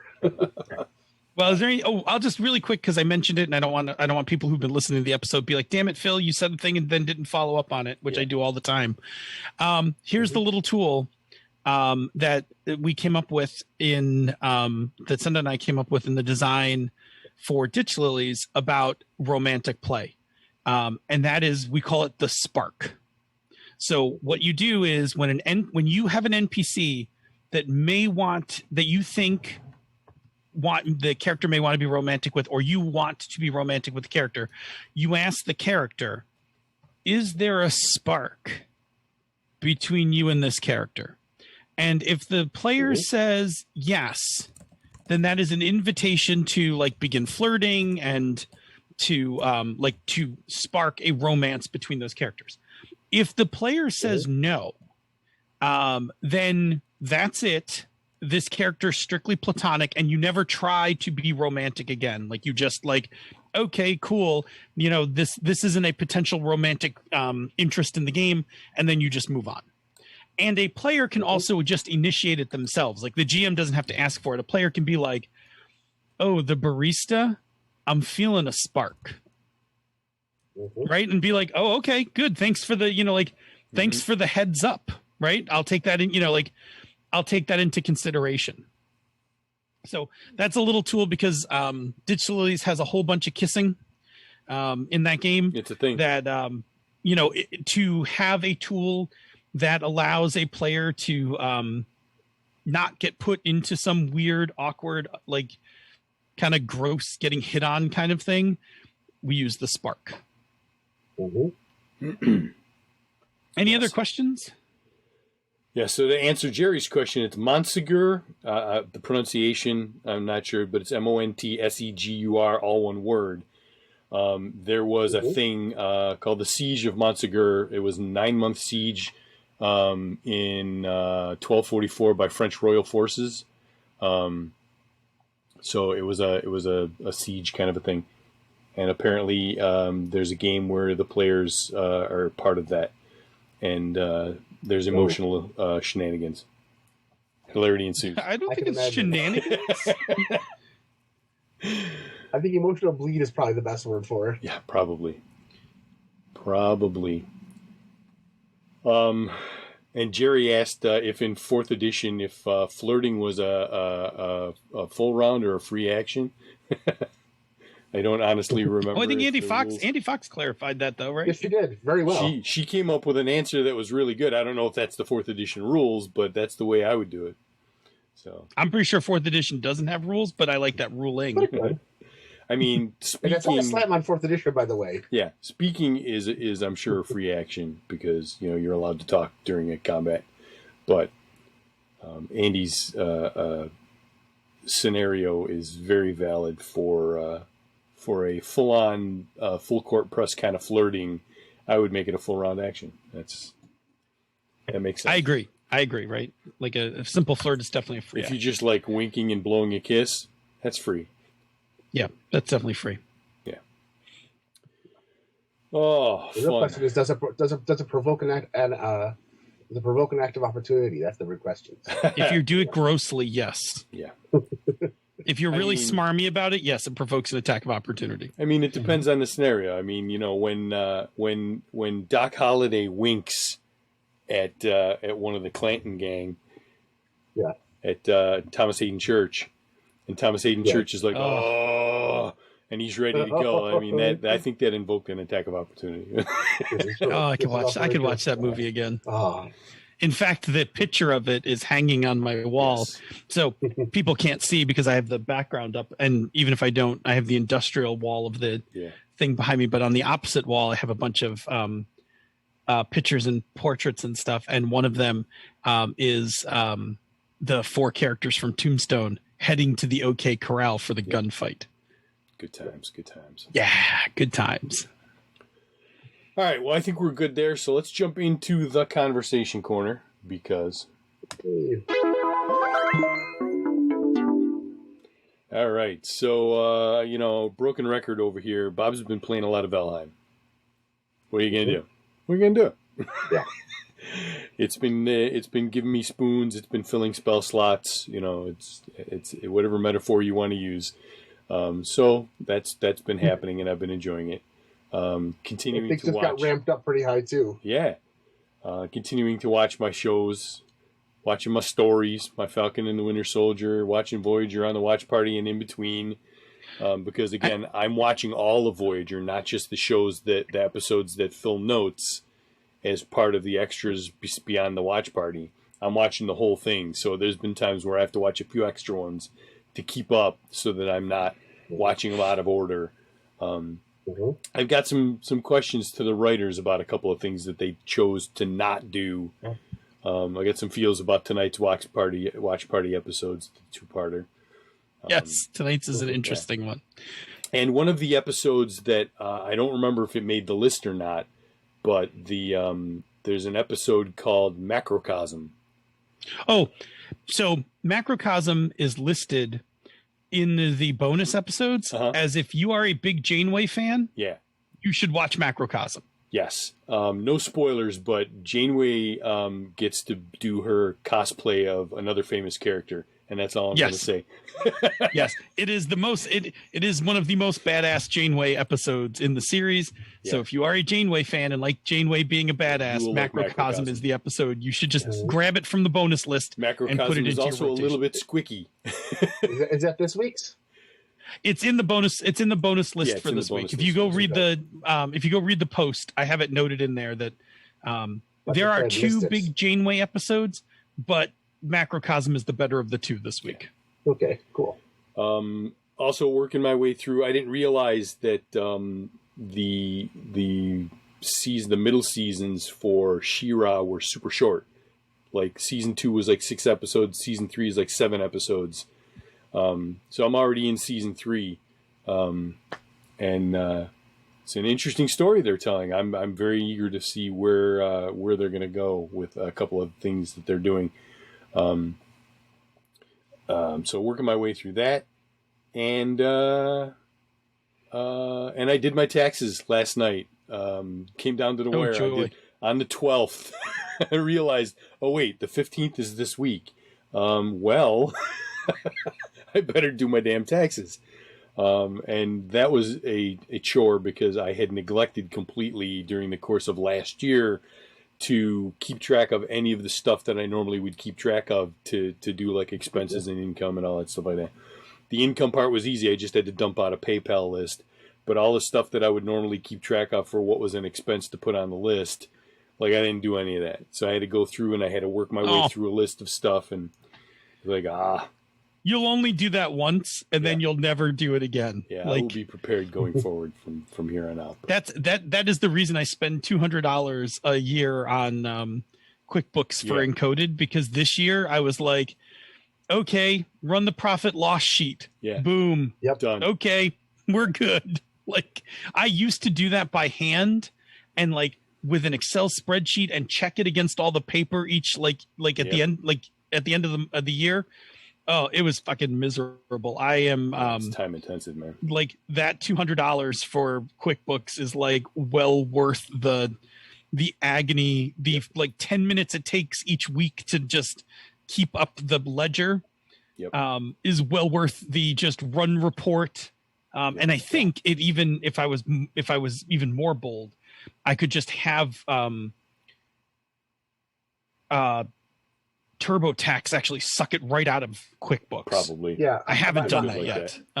We use QuickBooks in my company, and we use it for corporate taxes. And that's one of the first things we do is we look at the profit loss sheet and balance it. And lots of times when I need stuff that for various tax purposes or insurance purposes or expense purposes, I just ask the person in my office who handles that, because I can do some things on QuickBooks, but I'm smart enough not to mess with the important stuff and let somebody else who's better at it than me. Yep. So, but I'll say, can I get the profit loss sheet for April? And all of a sudden it's on my desk. It's super great. It's super great. I resisted it for many years because I wanted to make sure the company was big enough to be able to pay for it. Because we're, super tiny operation. But now that they can, like, man, does it save me a whole shitload of time each month and at tax time. Like that used to be a huge pain in the ass. Yep. Oh yeah. Well, that's enough about me. Jerry, what about you? Well, Valheim first.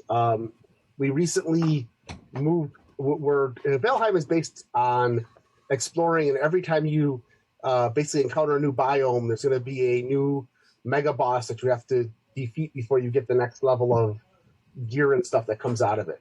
And you can encounter biomes that are higher level than what you should be going into, but as you go, each boss unlocks certain abilities and so on. And you don't just like, hey, we found this new biome, let's go fight the boss. It's, we found this new biome, now let's spend the next week gearing ourselves up and figuring out what's going on in this, but before you go in there and dying a lot. And we decided we're going to go after the next boss, and that involved us sailing across an ocean. Chris and I sat in a boat playing sailing for literally 25 minutes, just trying to cross this ocean without dying. And we finally found where the boss is, and he's on an island where the entire 6 mile across island is all just horribly dangerous biomes, except for a 500-foot stretch of beach that we were able to land on. And since we've built our base there, it's gotten much more exciting because we have a small strip of safety, and you step off of that, and it's like terror survival time, which is a lot of fun. And because we're playing this with 3 players, Bob is our amazing builder. I'll put down the framework of a building, and then Bob comes by and makes it amazing. He'll gear it up, make it tougher, whatever. Chris is our death on 2 legs character. If it's out there, Chris can kill it. Give him enough time, he will figure out a way to defeat it. He's patient, he's accurate. And I'm the explorer and the resource gatherer. So I'll just gather a bunch of stuff and wander around finding stuff and leaving little markers on the map of where, hey, here's where all these renewable resources are, like berries and mushrooms and that. So when the players get low, they can run out and do stuff. And I carry a lot of stuff. When we made this trip across the ocean, Chris was in charge of piloting the boat. I was carrying all the gear to make a portal so we didn't have to do it again. So we've been doing a lot of teamwork stuff. But then we encounter terrifying things that just, I do what we call involuntary exploration, which means something shows up and now I'm running as fast as I can in a random direction, slowly exploring the map until I can outrun it. It's been a lot of fun. Falcon and the Winter Soldier continues to just amaze me. Without giving any spoilers, having read this story arc in the comics and seeing how they've adapted it to TV and made it better. I am not a purist when it comes to media. I can love a book or story and then see them put it on screen and have them change something drastic. As long as they make it better, I'm thrilled. And they've done this with Falcon and Winter Soldier across the board. I'm kind of disappointed that we only have 2 episodes left. Voyager has been great. As I said, I skipped it the first time it came through. I saw a couple of half episodes and never really liked the characters. That's because I didn't understand the complexity. There is some complex stuff going on with these characters, and I like to see how it evolves. There's a few that I think they're still finding their footing on, and I can't wait to see, because I can kind of see where they're going with some of it. Characters that I found really annoying in season 1 are now just amazingly interesting characters in the rest of the season. And I like Janeway. I don't see a problem with her. There's a few times that I disagree with some of her choices as a captain, but I felt the same way about every other captain, including Picard and Sisko and Kirk. So I don't think she's better or worse than any of them. I think that in the situation she's in, she's doing some interesting stuff. Looking at some old school games, kind of got in nostalgic and pulled out a bunch of older games, and I'm kind of flipping through stuff. I like to look at I don't want to call it the origin of modern game theory, but it's interesting to see games that's oh, this is the first time a mainstream game tried this thing. Sure. And to see how they fumbled through it. I had a couple episodes. I'm slowly working my way through Avatar: The Last Airbender. I like the show. About 2 or 3 episodes in a row, when I'm done for the night, I want to do something more meaty, but I'm enjoying it. And we played another section of Kids on Brooms. Great GM, really good group of characters. Not sure I like the mechanics all that much. I don't like the mechanics. Yeah, not a fan. Yeah, I don't. It's a game where lots of times it's like, okay, I want to do this thing. Okay, well, you're going to roll a d4. The difficulty's 9. I'm like, so great. I got to explode the dice twice. Why am I bothering to do this? I don't have anywhere near enough things. And so it's a game where the game is fun until you engage the mechanics of the game, and then the game's not fun anymore. And that tells me that playing is fun. The game may not be fun. No, it means the GM is fun. The game oh no, I know your GM. Your GM's great. Yes, he is. Yeah. Glenn. Those are Glenn can make Parcheesi into a role play game that's enjoyable. But the game mechanics are really not great for me. Now understand, I'm with my you. Play style. Yeah, I'm with you. The kids series, because I played the other one. What's the first one? Kids on Bikes. I wasn't super thrilled with the Kids on Bikes mechanic. Like, there's something about that mechanic that just doesn't do it for me. And it is the math part of the game. It is exactly what you're saying. It's like the die roll, the difficulty. I haven't played it in a little while, but I do remember when we played it, I was like, And there are things I love about that game, like the special characters controlled by the party. I think that's brilliant. But the numbers in that game, like, they bug me in some way. I begin to look at this. There are games that I look at, and I'm like, if whenever the dice come out, the game stops being fun, there's a problem with that game. And I mean, you guys have heard me talk about games that I like and don't like, and I begin to realize what I like and dislike. And it's because of the play style that I enjoy. It doesn't mean the game itself is bad. As we always say here. Yep. Is that the game? Well, there are some games I will tell you flat out the game is bad. But anyway, this game, the game itself is not bad. The mechanics are not the way I enjoy playing a role-playing game. And to me, it feels like they were trying to go for a particular style of game like Dungeon World or Fate and didn't know how to divorce a binary, non-binary system from that. And so I just, it's interesting. And I've read reviews and I have a copy of Kids in Space, and there's a bunch of stuff about that game I like except for the mechanics. I love how you design a spaceship and all that kind of stuff. So, but luckily, like I said, we have a really good GM, so it's still going to be fun. It's just not a game system I would ever pick up or play again, I think. And I wouldn't, it's not getting me. But it's fun to look at that way because it tells me something about what I look for in games. And it's part of why I'm looking at older school games and seeing why did I like this game so much in the past? And most of the time it was, good GM. But sometimes it was like, I never saw this mechanic before. And it was cool to engage in it until we found the problems with it. So, all right, Phil? Yeah. I played some Magic the Gathering Arena. I'm still digging that. I like the I like overall I like the digital implementation, I think, more than I like the card implementation. And I like that it plays on both my Mac and my mobile device. So I can interchange between the two. So if I don't want to get off the couch, I can just pick up my iPad and play. And if I'm at my desk and I want to play, I can just open it up and play. I also like that it handles all the procedural stuff for playing Magic. So I don't really have to remember all that. Like, it makes that part super easy. Like, it handles all the, like, when you tap, untap, when you can play this, do you have enough mana for this? Like, all of that stuff. And, it helps you keep track of all the abilities. So it's pretty cool. And the graphics are actually pretty sweet on it. So, I've been playing some of that. And then as you play, you get, like, in-game points and stuff. And then you can, you get, like, free packs of cards and stuff. And I'm almost to the point where I think I could start building some decks and stuff. So that's kind of interesting. I may mess around with a little of that as well. I played a little Minecraft. I don't know. I just didn't play a lot of it. The 1.16 pack is pretty solid. It needs some updates. When Schmitty makes them, I'll reapply it to the world and just keep playing to see if it fixes a few things. But the new Nether's terrifying. I like it a whole lot less than I like the original Nether, but I really do like the fact that we have jetpacks. And you can get jetpacks pretty early in the game. Nice. Like, there are no flight rings, but I have been doing just fine using it to haul ass through the nether and keep myself from getting killed. So I did a bunch of, I didn't do a bunch of that. I just played like once or twice. I finished Enterprise, like I said. I had a rant about that. I'm watching Voyager again, so this is fun for me. This is the second time getting to watch through. My fondness is definitely growing. And watching it in parallel with Enterprise, I also realize that I like Voyager more than I liked Enterprise. Falcon and the Winter Soldier is amazing. Without any spoilers, there is a line in last week's episode that was so good. The blank has jurisdiction wherever the blank chooses to be, I think is to paraphrase that phrase. Fantastic. Yep.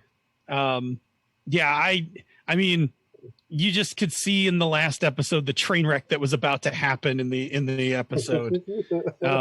Like you could just see where it was all going downhill, and then it did. There's a famous meme of somebody showing a single scene from that episode, and somebody says, "And this is where all the Marvel Comics fans knew he done fucked up." Yes, exactly. I know. I don't want to spoil any of it, but it's so good. That's all you have to say. Right. There's a moment where you're like, "Oh, bad idea, buddy. Bad idea." Yeah. And then I laid a lot on the couch. Right. I'm not feeling very good. I'm pretty depressed. So, I just like zone out, watch TikTok on the couch. I don't really do anything very productive. So there's that. But yeah, I don't know. I'm actually going to go see my therapist in person for the first time in over a year. I'm vaccinated. And so my therapist was like, you could have a face-to-face session. And I realized that this is probably the first person that I'm not related to that I've seen face-to-face in months. I'm also pretty sure it's not proper to hug your therapist, but I feel like, the first human I've seen in like 9 months, like maybe like, but no, probably not. I don't know. I don't think she'd be opposed. But anyway, that'll be interesting because like I haven't, I've just been doing telehealth, which was okay, but it's telehealth in a house with thin walls and kids. So it's not like you can really it's not like you can really lay out a whole session, as opposed to just being able to go there.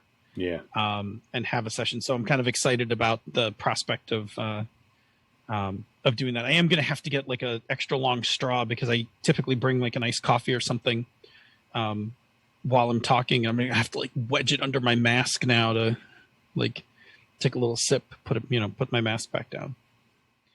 Okay. So anyway, that'll be interesting. Yeah, Avi's asking, are we finally getting the end of the pandemic in sight? I don't know if we're getting the end of the pandemic in sight, but vaccines are out and about. The people in my circles are getting vaccinated. My state is doing a good job of vaccinating, so I wouldn't go everywhere in the U.S., but I'm certainly starting to breathe a little easier about New York. Yep.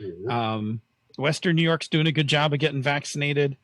A little too good in some ways because now they're telling us like they want us to go back to campus, and I'm like, I don't know if want to go back to an office. Like, I got feels about going back to an office. I would be just fine. Like, I would just be fine going in a day or two and staying home the rest of the week. Like, one of my vendors is having a in-person seminar in July, and is requiring mandatory.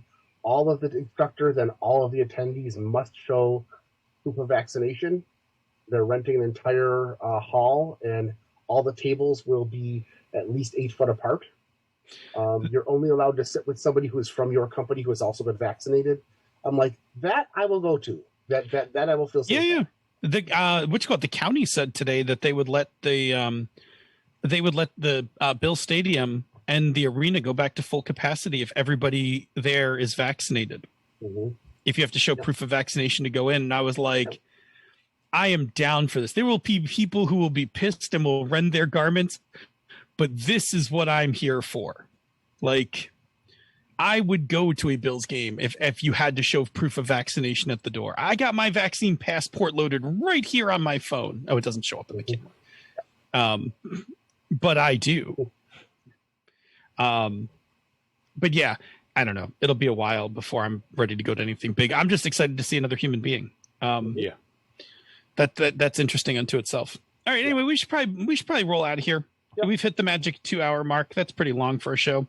Bob, hit us up with some patron shout outs. Yeah. So thank you very much to Joseph Peralta, Carl Halperin, Michael Dinos, Michael Draper, my Brett, not my Brett personally, but someone's Brett, Ninjabi, The Rainmaker, Richard Ruane, Rory McLeod, and Savannah Sizer.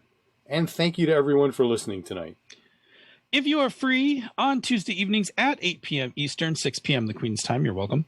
Come join us live on Twitch, where you can chat with the other listeners in the awesome chat room for life and ask us the occasional question.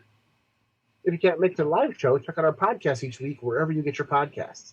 And take a look at some of the other shows in the Misdirected Mark Network, such as Mastering Dungeons, Bone Sword Obsidian, the FM Gamers, Tennis Talking Games, the Gnomecast, Genre Hustle, The Lounge, Bonus Experience, and back episodes of She's a Super Geek.